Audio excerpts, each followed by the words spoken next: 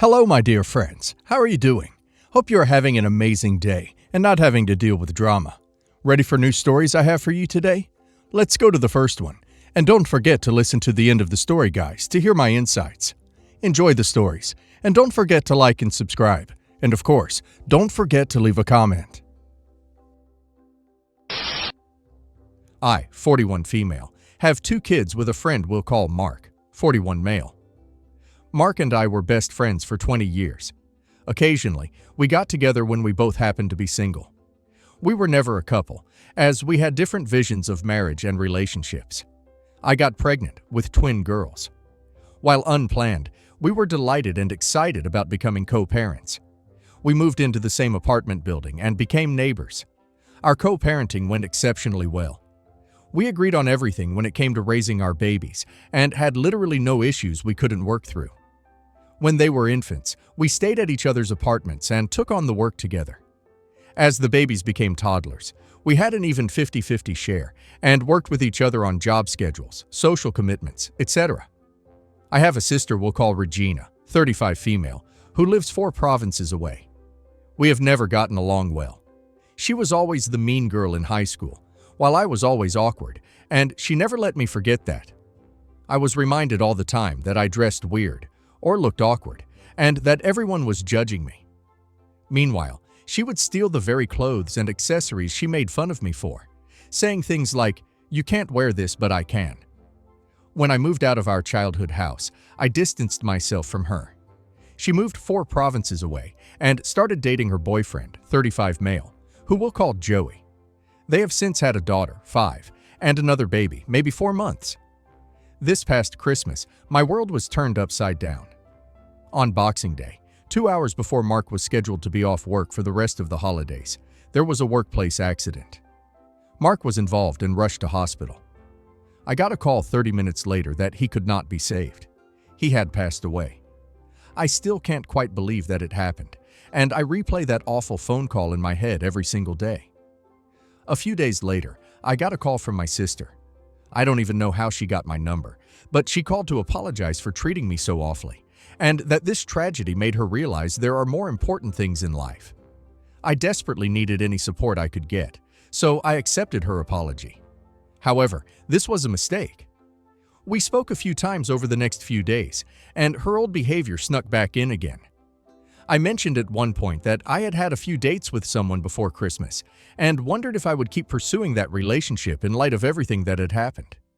She responded, "At least now you might actually be able to find someone to love you. 'Cause who wants a woman with a baby daddy, you know?" This stung a lot, but I let it pass, since we were trying to establish a sisterly relationship, I thought. Over the next few days, the old Regina came out more and more. I was paying Mark's cell phone bill because I got a bundle deal through work. In return, Mark paid vendor fees for a side business we ran together. At one point, I mentioned that I had his phone and that I wasn't looking forward to the finality of canceling the phone line. She said, "OMG, you're paying his bill? I would never, ever pay a man's cell phone bill. What a loser." I pointed out that the cell phone bill was actually cheaper than our mandatory vendor fees, and paying it was a lot less work than handling our fees. Mark actually handled the vast majority of work with our side business, and is the reason we were successful. That business has since ended, simply because Mark was the backbone. Paying his cell phone bill was the least I could do. The following day, Regina told me that Joey was out of town for business for 3 days and had gotten delayed coming back. She said to me, "How am I supposed to tell my daughter that her dad is going to be late? How can I explain to her that daddy isn't coming home today? You have no idea how hard this is." Yep. That is an exact quote. I saw red. I lost it. Told her she was insanely insensitive and tone deaf. That, of course, I knew how hard that was, because I had just broken it to my own kids that their daddy wasn't coming home ever. I'm still in shock she had the audacity to say that. I hung up on her and blocked her. It doesn't end there. I always made it a rule that I never talked to my mother about Regina, since she always took Regina's side from day one. Even when she witnessed Regina bullying me harshly, she blamed me for being too sensitive and told me I needed to toughen up. That life wouldn't cater to sensitive people like me. Guys, I'm not sensitive. I never have been. I have only ever heard my mother or Regina refer to me as sensitive. My father never got involved. Anyways, my lovely mother called me shortly after I blocked Regina.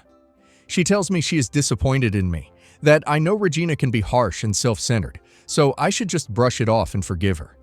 She told me that Regina was right, that I was better off without Mark and his A. What? I was so dumbfounded by this statement that I was speechless, literally.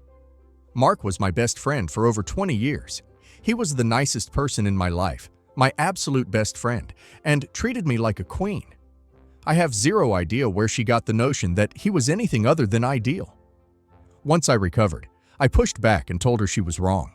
Mark had never been bad to me in any way, and I resented her for saying that. Then she says that until I forgive Regina and unblock her, she was not going to support me in any way. She told me that my grief was a sign of mental illness, and until I got any form of brains and got medicated, she was not getting involved in my life. I have 2 degrees, I have brains, and I've also been in therapy for 20 years due to my upbringing. She rescinded an offer to have an appointment with her lawyer to discuss any potential issues upcoming dealing with Mark's estate, and told me to get my own. And finally, she told me that I was being a terrible mother to my kids by destroying their relationship with their cousins. Here's the thing though, I've only met my 5-year-old niece twice, and those 2 times were for literally less than half an hour. My kids have never met her. My sister has been in our province at least 5 times since she was born, with niece, and I only found out she was here twice. I have never met her newborn, or have any knowledge on name, gender, birthday, etc. Regina and her boyfriend just bought a house in their province, so the chances of them moving back here are next to 0. Plus, my kids have many cousins on their dad's side, who they see all the time. They also have honorary cousins, who are the children of my and Mark's friends. They absolutely have a very large circle of cousins. So, am I an a-hole for blocking my sister and preventing my kids from having a relationship with their cousins? Not the a-hole. OP needs to block them both and move in with her life with her children. Keeping them in her life will only lead to more misery from them. OP needs to protect not only herself but her children. And now let's hear community's opinion. Block your mother too. Not the a-hole. Not the a-hole. And please accept my condolences for Mark's passing. It's clear your family don't really care about your grief or your struggles now to be a single parent. They don't understand that family is who you choose, and Mark was your family. For your own peace and healing, please go low contact with your mom. She's a narcissist, just like your sister. She won't change, and you and your children deserve better than a whole family members tearing you down instead of supporting you. Not the a-hole. Your mom and your sister are playing the triangulation game to try to draw you back into their toxic relationship environments. Good for you for not falling for it. I would tell your mom that you're disappointed that she no longer wants to be part of you and your children's lives, but you wish her and your sister well, and then tell her you're always here. If she changes her mind and wants a healthy relationship with you and your children that doesn't involve you, sister. I married my wife 2 years ago, but she and my stepchildren moved in 3 years ago. I have 1 son, 15 from my ex, who's still in the picture and sees him every weekend. My wife has 2 children, 17 female, 12 male, from her prior relationship. Suffice to say that the transition has not been smooth for my biological son. He made it very clear when he was introduced to his stepmother, before she was his stepmother of course, that she would never be a mother or mother figure to him, which, while fair enough, I don't think needed to be said so bluntly. He'll admit that he doesn't like his siblings. He just calls them my dad's wife's kids. They've tried to warm up to him and treat him like they do each other, but he's even said I don't when my daughter said that she loves him. We've been in family therapy since before we moved together, but we're still at stage 1. He refuses to warm up to them or bond at all. We have an hour of family time a week, no screens. We just talk about our day and stuff like that. My son, for 2 years straight, has just told us, "My week is none of your business. I'm not telling you anything, and I don't care about what you do." Or something like that, while pouting the entire hour. Last week in therapy, he went too far. The therapist asked him why he acts so hostile to his family. My son told us, in front of his entire family, that he doesn't care about any of them besides me. He said he doesn't understand why he should be expected to love and care about, and I quote, The lady he has S with and her kids. I lost it the second we left the office. I grounded him until further notice and called my ex to let her know. She told me that I shouldn't be punishing him for something he said to a therapist. But I don't think therapy is an excuse to say whatever thought comes into your head. Either way, she's refusing to punish him over there, and he's refusing to come home. I really would rather him stay away if he's going to speak that way to his siblings, but maybe I'm wrong to be so harsh. You're the a-hole. How exactly do you think therapy will do any good if he isn't free to say what he needs to say? You're the a-hole. Your son did exactly what therapy is meant for, and you punished him for it. You're forcing a relationship, and he resents that. Respect his choice. He's 15. Maybe try focusing on improving the bond between you two, because you're breaking it right now. You're the a-hole. Just leave him alone. You haven't described any destructive behavior on your son's part. He doesn't have to love these people. That's not how you foster love in people. And grounding him has killed any chance of him being an honest participant in any future family therapy sessions, which sound like they've been a waste of time anyway. The more you force it, the more he will resist. Cause that's a normal reaction to your abnormal behavior, re, forcing a familial bond. Honestly, just leave the kid alone with all this brainwashing crap, where he has to feel what you demand he feels for people he didn't choose to be in his life. 8 years ago, my son left his heavy pregnant ex-wife for another woman. Me and my husband took her in and gave her everything we could, and I'm not talking about babysitting for a few hours. I held her hand as she gave birth to my 2 beautiful grandchildren. She is the queen in my eyes. Me and my husband helped her take care of my grandchildren. We did the night feeds, cooking, laundry, cleaning, while she got back to herself and started university again, which we as a family chipped in for. Over the years, we have seen her more as a daughter than a daughter-in-law. Like, if I'm being honest, I've always wanted a daughter. I have 9 sons, and I think I see her as the daughter I wish I had, because she's an amazing, strong, beautiful woman. She's been living with me since the affair became public. My husband and sons love her like I do. Recently, for her 30th, they gifted her a Christian Louboutin bag, shoes, and belt. My son, who's been married to his affair partner for 7 years, blew a fuse, saying that Maria is his ex, and I barely send them a card. Well, I then laid down the truth that Maria is more important than he is, because at the end of the day, she is the woman that raised my grandchildren on her own and helped me while I was battling cancer. That he and his affair partner were scum, that the family is ashamed by, and no one would accept his W over our princess. He called me an a-hole basically, then blocked me, and I'm wondering now, was I wrong? Am I the a-hole for telling my son the truth and picking favorites? Not the a-hole. He left her, pregnant, without support, then gets upset at you for spending your own money after, what seems implied, not being there for you while you battled cancer. Any idea what went wrong in his upbringing? Not the a-hole. He left his pregnant wife, carrying his twins, for another woman. You stepped up and brought her into your home and did everything a bio parent should have done. You are a queen among women. What he forgets is that he made choices to dump her while pregnant, not pay attention to his children as if they didn't exist. Then he thinks he has the right to be mad over how you behaved. Nope, not going to happen. Not the a-hole.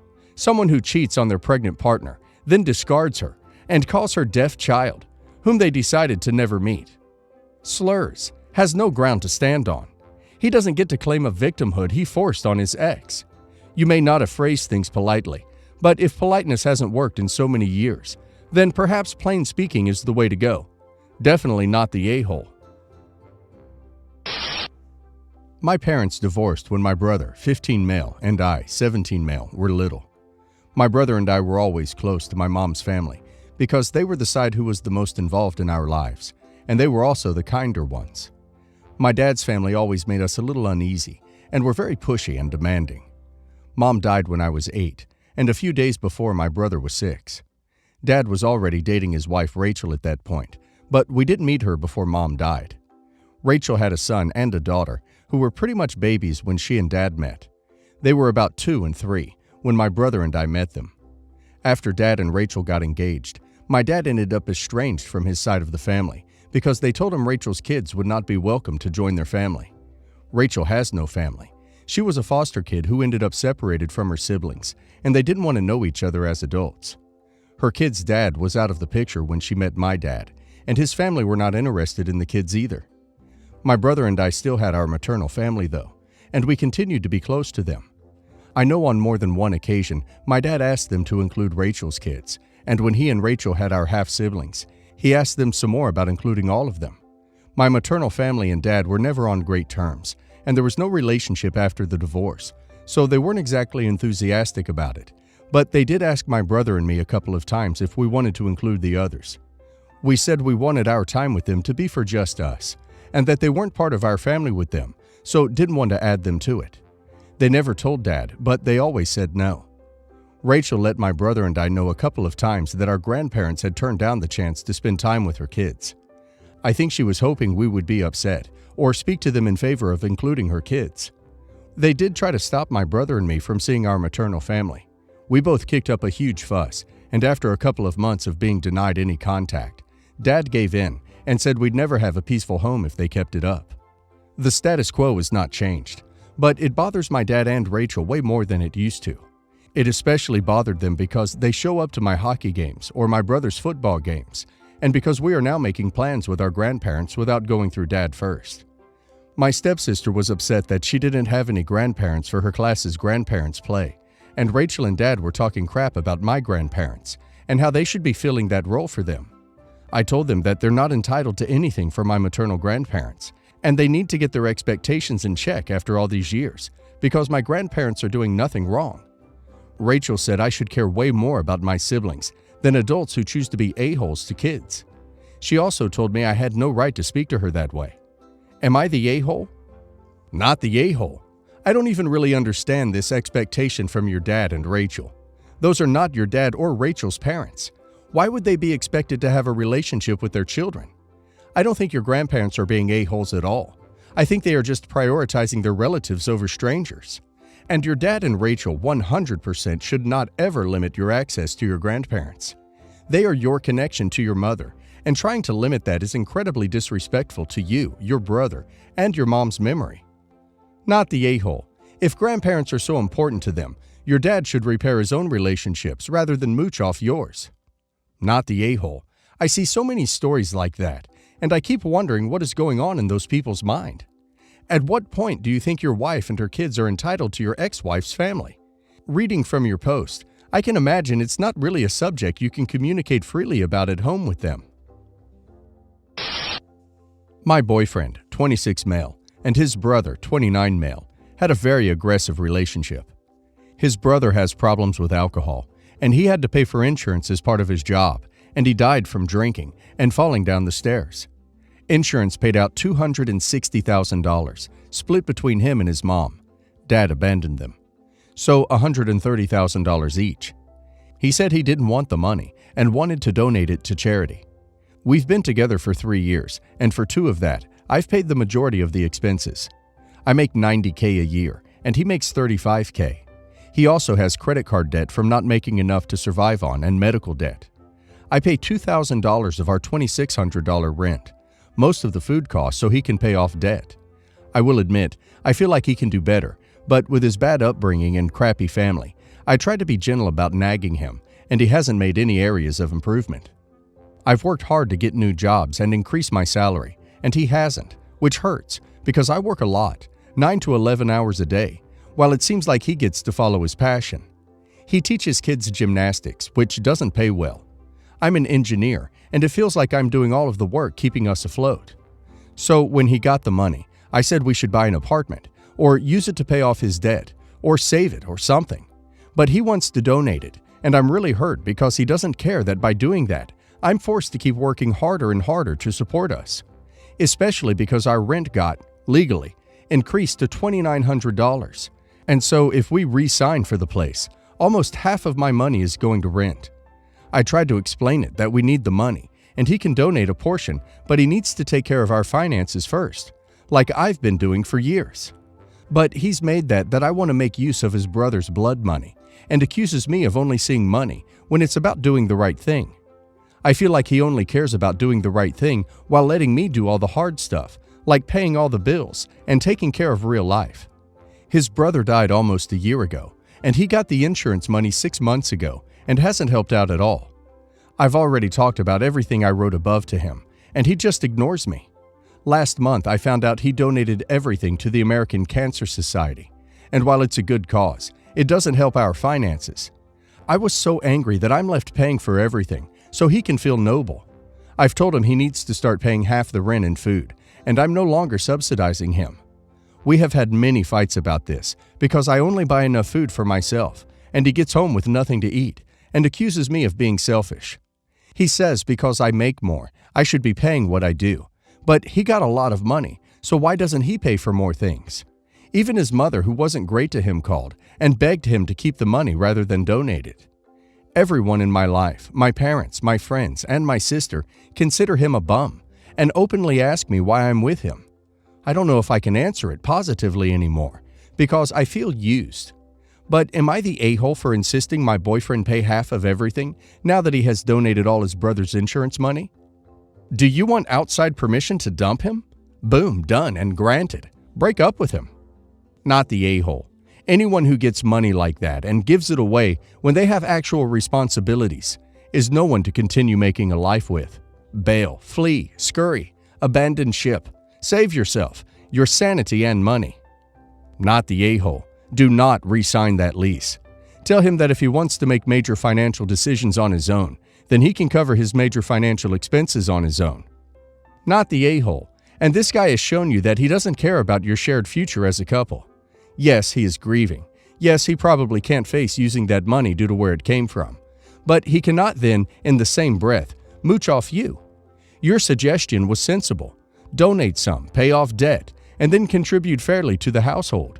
You would be an a-hole to yourself if you stayed.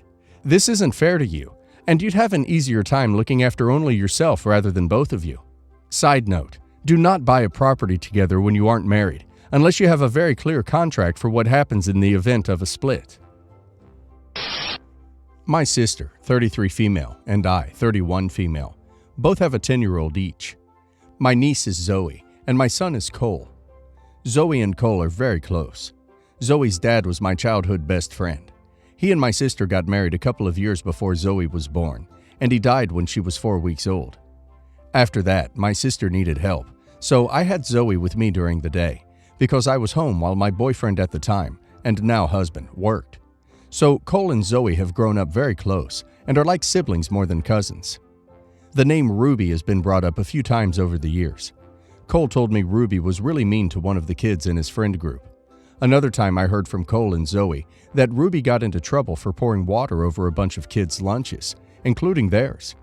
Another time she made fun of a child who started wearing glasses and didn't get cool ones, but more bulky ones because the parents couldn't afford something more stylish, and how she made her cry. There were other times her name was brought up as well.